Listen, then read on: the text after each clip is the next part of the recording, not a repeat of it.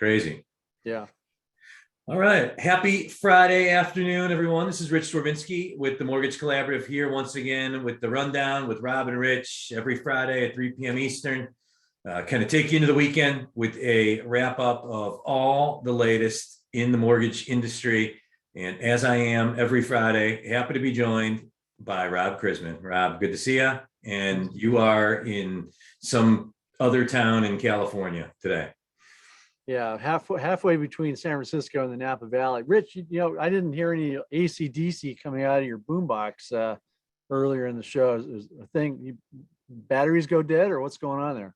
You were making fun of me, my intro music, so I got self-conscious and just shut it all down. So all right. So speaking, we were talking about supply chain. Guy Schwartz just wrote in asking about setting up manufacturing in Mexico, which makes a lot of sense. Mexico doesn't have the same worldwide domination agenda that some would say China has, and they're definitely a friendly ally. So makes sense to me. Anyway, we'll see. All right, getting into it, a lot of news this week in our industry, and we'll get into the Fed and Rocket Mortgage, earnings release, some interesting things in there. But let's start, Rob, with Zillow, just because the topic of iBuying is an interesting one. It's something that has emerged really these last couple years. And, really three primary players have been wading in these waters: Zillow, Opendoor, and OfferPad. And Zillow this week announces we're out. We're out. They've spent years developing this iBuying platform. As recently as 30 days ago, they said that, they made comments along supporting its long-term viability. At the end of the day, their valuation models were just all screwed up. They overpaid for a lot of houses in a lot of cities that are hot right now, and just kind of got caught with their pants down and selling some of these homes at 70-80% listing price now for what they bought them. And they just said, we're out. I guess kudos to Rich Barton, their CEO, for realizing the mistake and ripping off the Band-Aid. But big news this week. Your thoughts? I know you don't buy mortgage stocks, so I know you're not a Zillow stockholder. The stock went from $104 to $66 over the course of last week. Yeah, a lot of people in our industry are not big fans of Zillow, whether you're a realtor or a lender.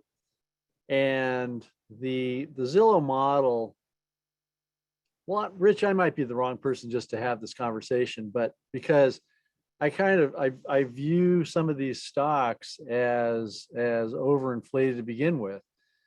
Arguably, Zillow is in that group, and you look at their model, and if you go back to the basics, if you go back to kind of the things that drive prices, they are supply and demand, basically.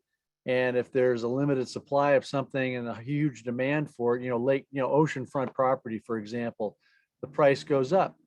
If you are buying homes in a tract in Las Vegas or Phoenix or some other place that's seeing a lot of urban sprawl, it's easy to think back to 2007, 2008, when the Sand States got hit hard with valuation, and possibly, certainly the housing stock there was overvalued for a variety of reasons, not the least of which was some of the lending that was going on back then. But nonetheless, the Zillow model, I think personally that if you think about what your parents or your grandparents or your great grandparents would say about a particular company or a particular stock, and the business model about what they do and why they do it and how they make their money.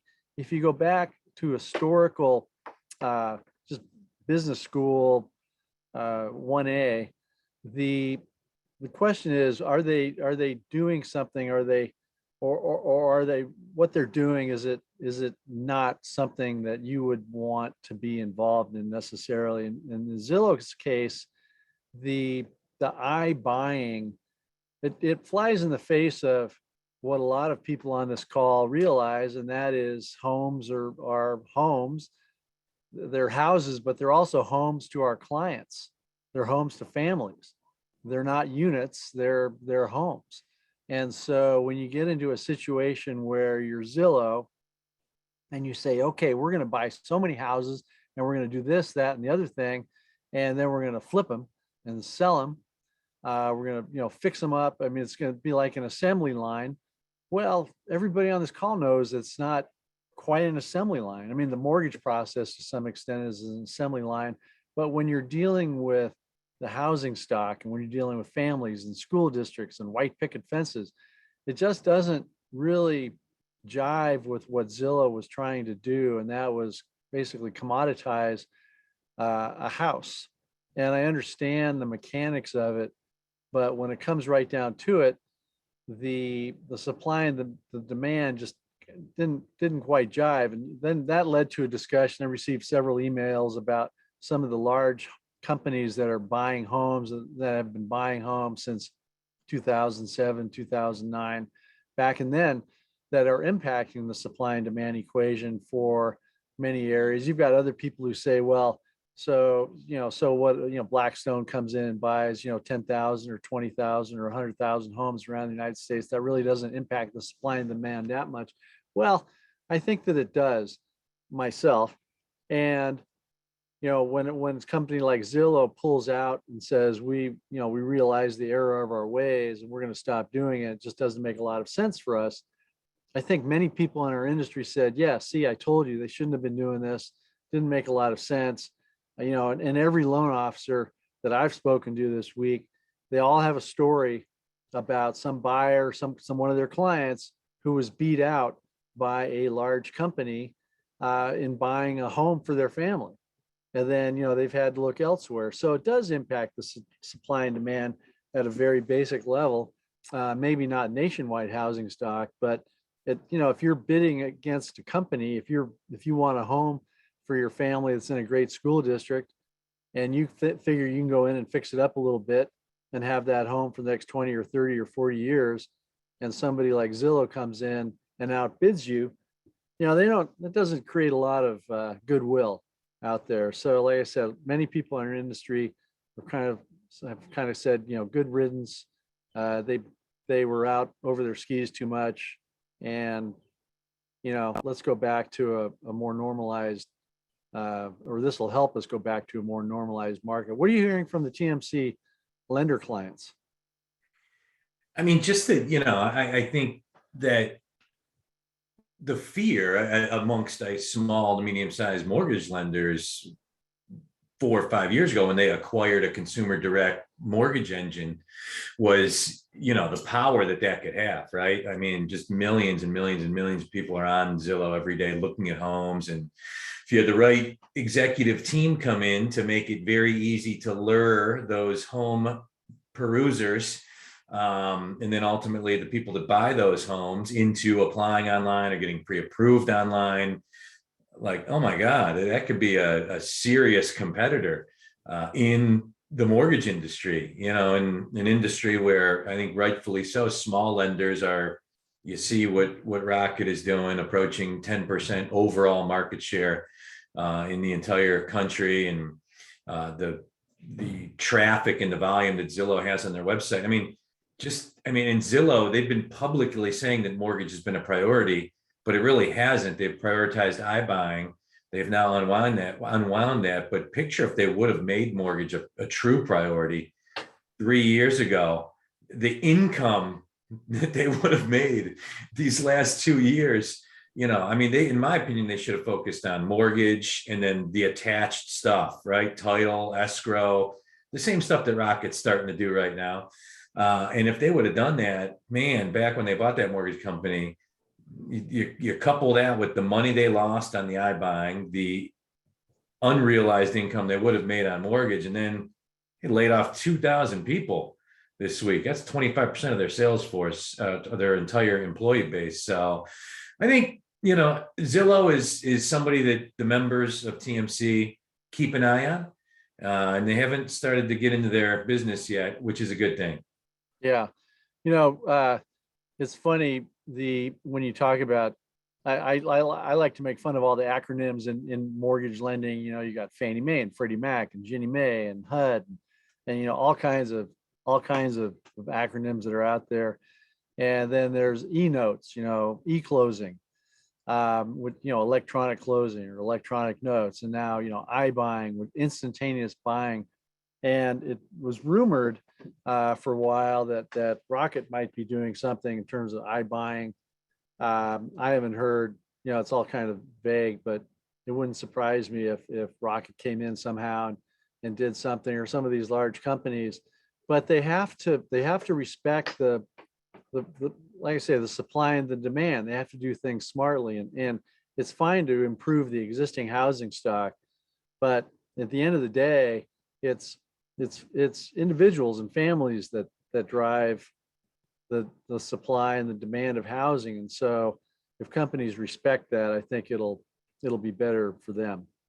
Yeah, and Rocket has alluded to it a little bit in the past. I do think, for the record, Opendoor, I think they're doing it right, because they've built that company inside out, and that company is built around a team of really seasoned capital markets people that are data and numbers people. And they're very much more selective in what they're buying and what cities and how they're buying. And me personally, I think iBuying is the way of the future. I do think that, we'll be sitting here 10 years from now, and infinitely higher percentage of transactions will be done that way, the same way that's happening with real estate agents and, loan originators. I think all companies, even smaller TMC companies, envision a future where, the majority of the interaction for borrowers that want it is done electronically. Yeah. And you have humans to supplement it, but ideally humans that are making, 30 basis points commission instead of 130, just because of the impact on cost to originate. So I think that, the second I heard the Zillow news, the first thing I did was go out and buy Opendoor stock, because their number one competitor is now wiped out of the marketplace. And I just know how they're building that company. But it'll be interesting to see. I do expect Rocket will get in, but segue to Rocket. So they come out with their earnings release this week, and it's fun now because we have public mortgage companies, and it's not fun if you invest in them, but it's fun as an industry participant because you get a peek under the hood, which we typically don't with the biggest companies in our industry. And they beat on net production. They closed 88 billion in the third quarter. They beat on net revenue, a little over 3 billion. It was expected to come in about 2.9, and they came in right around street expectations on net income, and the stock tanked. It went Rocket stock tanked. Went from 18 to 17, but just, it's a tough business to be public, but they're unique. And Dan Gilbert owns like 95% of the stock, and the public float of shares is very, very small. It's a really unique situation. But the big news was, not a surprise, big focus for them is going to be cash out refis. So mortgage lenders out there, hold on to your borrowers. One of the biggest fears, I think, for mortgage lenders is losing the borrowers you don't know you've lost until you've already lost them, because they get some kind of outreach from a Rocket Mortgage about how they can do a no cost refi for them and save them 0.2% on their interest rate using data and marketing. And then that they are almost at 10% overall industry market share. I think they're about 8 right now, and projected they would go over 10% total market share in America next year. So I thought that was newsworthy. So certainly newsworthy. I will go back, showing my age here a little bit, but I will go back to when Countrywide would make proclamations about wanting a particular market share. I will make the counter argument that market share grows out of best practices and taking care of the borrower and taking care of the client versus trying to shoot for market share. Um, I think that companies sometimes get that backwards. It's nice to have the market share, but the reason the market share comes about is because they are satisfying some need or they are doing something efficiently. You look at a company like um, SnapDocs, for example, who starts off doing the right thing and they grow market share because they are doing the right thing because they have their customers in mind, rather than saying, okay, we're going to go after 100% of total world domination, and let's figure out how to get there. It's more like let's start off small. uh, in a tiny way, my commentary, when I started doing my commentary, is because I like doing my commentary. And I thought I'll just give people information. I'll throw in some jokes and I'll do it exactly like I want to do it. And I don't care if it goes out to 100 people or 200 people or 300 people or whatever. And I think it's grown because of that attitude. Like, I kind of write about what I want to write about, and I throw in some snide comments, and people like the joke. And if you're out of a job, you can get a job out of it. But the to talk about market share is nice. I think the industry kind of not necessarily like slapping down companies that get too big for their britches, but they don't mind seeing the peloton catch up with the lead rider like that. So market share, when you talk about Rocket and market share, it is an amazing success story. And I think what it does, it reflects the fact that the mortgage industry has moved from banking to non-depository independent mortgage banks. They reflect that. And if you look at the companies that have gone public, the Loan Depots and the Home Points and Rocket and so forth, um, a lot of those are non-depositories. They are, they're independent mortgage banks, and some of them have done better than others. But you're right, it's nice kind of looking into the barn stalls at these companies when they announce their earnings. I think United Wholesale's comes out next week sometime, and so it is fun in a way to watch and see what the numbers look like. Certainly, we get it from the top. Fannie Mae and Freddie Mac announced their earnings, and so it's interesting to see what they're up to, right down to the smaller companies, and most of them are wholesalers, but right down to, say, the Guild Mortgages of the world, and see what they're up to. So it is nice. It does provide a nice uh, barometer or bellwether for the industry to see what these companies are doing. And Rocket is a success story. And a lot of these companies, compared to where they were 5 or 10 years ago, are success stories. And I think it's important for us to remember that they they've gotten to where they are for certain reasons. And we've talked before on the show about why they went public and who cashed out and who didn't cash out, and how much of a given company was actually sold and made public, and so forth and so on. There's all kinds of models out there with SPACs and so on. But if you go back to the basics for what a lot of lenders and vendors do, once again, they continue to keep in mind who their customer is. And I think if you keep that in mind, you'll prove successful in the long run. With my Yeah. simplistic 2 cents. No, it makes a lot of sense. And with success comes scrutiny. IMBs, probably about 70% of the total market share pie right now, mortgages in America, led by Rocket, some of the others that you mentioned. And I see our good friend Stephen Milner on the line, TMC board member, and he's been passionate about this topic. And he's been telling me this is going to happen. And I'm almost in disbelief that the state of New York imposes CRA guidelines on non-banks. The Community Reinvestment Act. The basis behind this is you are taking in deposits from the community, which IMBs clearly do not. Thus, you must reinvest them in those communities. That makes sense. CRA Act's been around for a long time. But now the U.S. mortgage corps of the world and non-depositories that benefit from that FDIC insurance and taking in deposits going to be held to CRA expectations. That's crazy to me. I hope this is not a precedent, because it just seems inherently unfair. Absolutely. It's a travesty.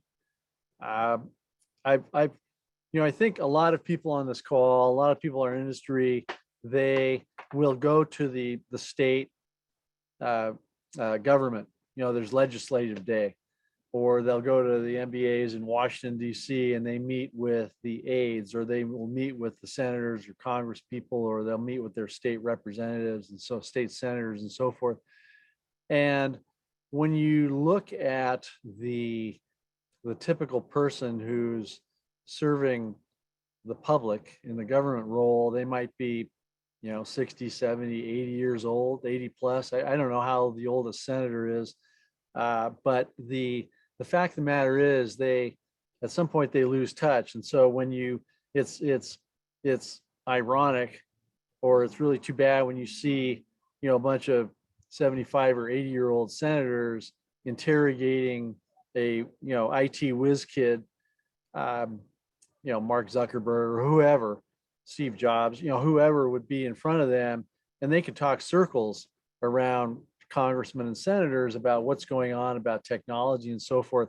For representatives and for people in the government to really understand what the difference is between a bank who makes home loans, and an independent mortgage bank who makes home loans, they just don't get that differentiation. So when you talk about CRA in certain states like New York, I think Hawaii has something going on. I think Illinois has been talking about it, California. It just doesn't make any sense to anybody in our industry who understands what an independent mortgage bank does, what a mortgage bank does. And then to ask somebody who's 80 years old to, to make that differentiation is impossible. They don't, they don't know the difference between a mortgage broker and a mortgage banker. So there's all kinds of misinformation that's out there, and it's really too bad, especially when the industry, I think, made a good play. I know Mr. Milner does a fantastic job in terms of advocacy and in trying to get industry knowledge into the government there in New York. But boy, it just didn't seem like it seemed like it almost didn't fall on deaf ears, but I don't know why New York did that. And you're right. I hope it's not indicative of other states, because if every state has their own rules and requirements regarding independent mortgage banks and CRA requirements, and you're a large lender like, Fairway, large retail lender like Fairway or Guild or Bay Equity or some of these other big retail shops, multi-state, if not 50 states, I mean, it can be turned into a real nightmare in a hurry. Yeah, because there's a difference between fair lending and fair lending guidelines and requirements and CRA, the Community Reinvestment Act. And I had Rob Henger. He runs mortgage for First Bank. They do about $6 billion a year. Bank based out of Nashville. He's worked for IMBs in the past. I was talking with him about this week on Last Week in Mortgage Today, and that was his point. Like he believes that all lenders should be held to the same fair lending guidelines, but to hold non-banks to Community Reinvestment Act enforcement, a little crazy. So Yeah. Rob, just a few minutes left before we take it into the weekend, but you do such a good job in your newsletter chronicling all the moves and maneuvers of the Federal Reserve, and we'd be remiss if we didn't talk about the Fed meeting this week. We met Tuesday, Wednesday, no surprises there, announced the taper. Fed funds future markets now have the first rate hike kind of priced in, like summer of next year. Anything noteworthy from this week's Fed meeting? No, but I think that it's important for folks on the call to remember that the Fed, there's the old joke about the Federal Reserve takes away the punch bowl when the party gets going. I think the Fed has done an excellent job in their speeches of telling us what the Fed is thinking, what the individual Fed presidents of the districts are thinking. They look at the same economic data that we do. They obviously have very good teams of analysts who look at these things. You get into a discussion about inflation. You get into a discussion about the housing stock, about unemployment, about the labor participation rate, et cetera, et cetera, et cetera, goes on and on. So they're looking at the same data we are. And I think that the Fed was expected to begin tapering off their asset purchases, whether it's treasuries or mortgage-backed securities. They did that, but the market students of the financial system say, okay, well, that was 3 days ago. What's next? What's next? What's going to happen next? What's going to happen next? Some companies out there pay for services to predict interest rates for them, which doesn't make a lot of sense to me, because predicting interest rates is really, I mean, if you're going to put a number on it, don't put a date on it. If you're going to put a date on it, don't put a number on it, is the old saying about trying to make predictions about the future. And yeah, Fed funds are predicting a couple of rate increases in 2022. That may change, that could change in a month or two. The unemployment data today, it was strong. I should say non-farm payrolls were strong. There were also back month revisions, which were very strong. So the employment picture's improving, and I think that's good. The fact of the matter is, though, that interest rates, they're going to go up, they're going to go down. Nothing goes straight forever. I think today we've seen some price improvements, but what that did, Rich, the tapering, was remove some uncertainty from the marketplace. And markets don't like uncertainty. It's like, oh, what's going to happen? What's going to happen? And when there's a surprise, whether it's to company earnings or the Federal Reserve, the taper tantrum that we saw in 2013, surprises and big moves in the market, volatile moves, are primarily due to surprises. Oh my gosh, North Korea fired a missile at Japan. Oh my gosh, the Fed's going to taper, start not buying securities. And so it's the surprises that tend to move rates. And the fact that the Fed came in and said, okay, we're looking at the same economic data that everybody else is. And yes, things are improving, and we don't need to, we can take our foot off the gas here a little bit slowly. That doesn't mean put on the brakes. It just means take their foot off the gas. And I think the market liked that. The market, once again, removed some of that uncertainty from traders and investors' minds. So I think that was good. So no surprises, but the fact that there weren't any surprises is a good thing, and I think the market appreciates that. And then lastly, Ivyzellman last week was phenomenal. I cannot tell you how many notes we got from people after the fact. It's gotten crazy amounts of views on our YouTube channel after the fact. And I saw this week, like Bloomberg ran a column a couple days ago, quoting her and talking about, her theory on housing that she brought up last week, that there are some pre-housing crash warning signs starting to happen. She's famously predicted pretty early on, some of the big swings in the housing market in the past, and how population growth and household formation have slowed. And due to those reasons, America is actually overbuilt right now. I still don't 100% agree with her, but it opened my eyes for sure. And it's gotten me really just riveted with the topic. But any thoughts on Ivy's appearance last week? Yeah, top-notch person. I've known Ivy for a number of years. We banter some, and I think that one of the things that makes a market, right, is somebody who thinks something's going to go up in price, and somebody who thinks something's going to go down in price. And that market could be Topps playing cards, Mickey Mantle rookie cards, or the price of oil, or grain, or housing for that matter. And I remain to be convinced. I know we talked a lot last week about housing stock being overbuilt or underbuilt, and the general population trends and the changes in population that we're seeing. And I've written about it recently, that you tend to see a few more for sale signs now. Houses are staying on the market a little bit longer. There aren't the bidding wars that there were, but I'd say the market is still healthy. When I talk to people in their 20s and 30s who don't own a home, they still want to own a home. and they trust real estate more than they trust investing their money in stocks and bonds. So, we'll see what happens. That's what makes this industry so great, is we have kind of a ringside seat to so many things that are going on in the economy. It's fun to watch. Absolutely. And we're trying to get Ivy to speak at our 12 days at TMC event on the topic. And for all the attendees out there that were not a part of the 12 days at TMC event last year, it is a super cool event. It's for 12 days, essentially the Tuesday through Friday of like the first 3 weeks in November, from like 2 to 4:30 Eastern in the afternoon. November or December?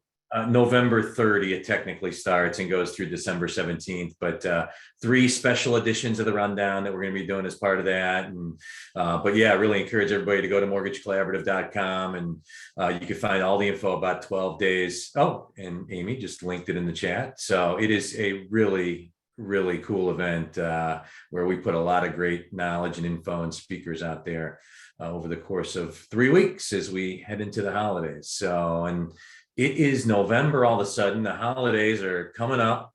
Any weekend plans of note? I'm gonna watch the Warriors game tonight. There you go. And play some basketball. Marcus Luttrell. Gonna play some hoop tomorrow morning, and then take care of some things. Monday I go to Oklahoma.